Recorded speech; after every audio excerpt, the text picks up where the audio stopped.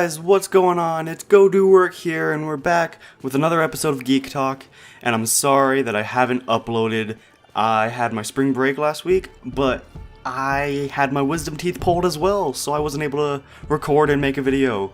But I am now. My mouth is still kind of sore, but I really wanted to make a video, so here I am. And today we're going to be talking about The Division, another kind of like controversial game because of its downgraded graphics, which that's for a different video. The downgraded graphics, and if they really were downgraded, that's for a different video some other time in the future. But right now, I want to talk about something that kind of got me heated, because it's been something that people haven't realized about The Division, and that it's an actual RPG and not a shooter with bullet spongy enemies, because the game is an RPG with shooter elements that are really good, and that's what got people confused.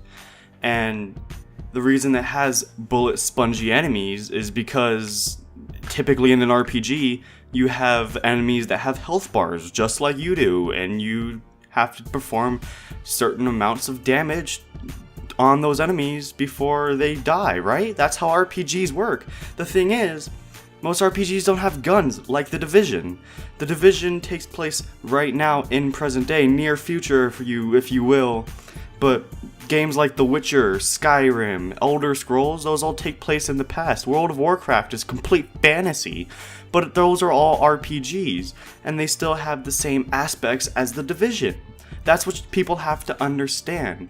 Now, The Division has great gunplay. I mean that. I really do mean that. All of its guns feel like they're guns, but you're in an RPG, and they feel like the game makes guns part of that RPG. Not LPG. What's an LPG? An RPG.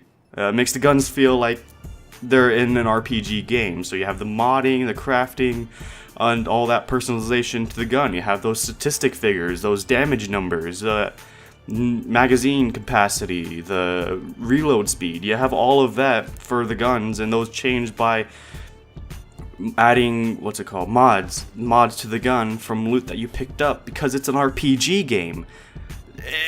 I don't know how to explain that further, because that's what people don't understand. It's an RPG game. The thing is, it's so different from the normal RPGs that we see that people don't realize it's just has guns in it and it takes place now. But that hasn't changed the fact that in its DNA, Tom Clancy's The Division is an RPG. Now, let's see. Where do I want to start? So the Dark Zone. The Dark Zone is a great idea. I'm not gonna say it was Ubisoft and Massive's original idea, they came up with it completely, because I can't remember the name of the game off the top of my head, but there is another game that has a feature like the Dark Zone, and also another game that has the features, those social hubs, the safe houses. That's called Destiny. We don't like to talk about Destiny a lot, but the Division has the Dark Zone, and the Dark Zone, if you haven't played the Division yet, you go into the Dark Zone, and it's a contaminated place in central Manhattan, where there's basically the JTF, the Joint Task Force, has pulled out and left all of the gear and supplies in there, and it's been taken over by the enemy factions in the game world, in Tom Clancy's The Division. But also in there, it's PvE, I think is what it's called. You have player versus player and player versus NPCs as well. So player versus everyone, which is PvE, I think. And you go in there, and you seamlessly, without loading screens, you go in and you'll find other players, and you can meet those other players, and you could either team up with them, or you can shoot them and steal their loot. But again, it's all based around loot, because in the Dark Zone has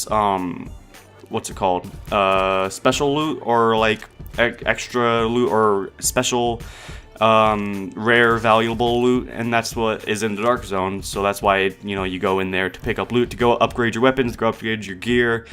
And the fact that you have all of these upgrading and loot things, and these skill trees built around, and the Dark Zone where you go and it's like a rare loot thing, and you go back and extract that loot so you can use it in your story missions, your side quests and everything, and then go to those side quests and then get points to upgrade your wings for your base of operations and get more talents and get more perks and everything. Like, it's so extensive. I feel like I am the only one who appreciates this RPG because it's really one that I've been wanting, an RPG that takes place right now in our time frame and has, like, it's not like complete fantasy where you're throwing magic stuff out of your fist. Like, that's ridiculous.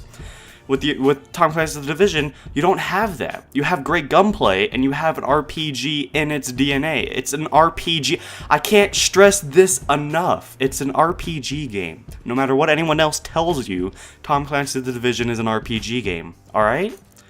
So, that's all I really wanted to talk about. I just wanted to rage a little bit because I had people telling me that that Tom Clancy's The Division sucked because of bullet spongy enemies and downgraded graphics, which that'll be another video probably soon, maybe after this one. I don't know. Not sponsored, by the way. Hashtag not sponsored. Hit me up, Ubisoft, though. But I have been playing a lot of Tom Clancy's The Division, and I want to talk about it. So maybe the next few episodes will be about Tom Clancy's The Division. I don't know. We'll see. We'll see whenever I'm going to get these out. But until then, peace out.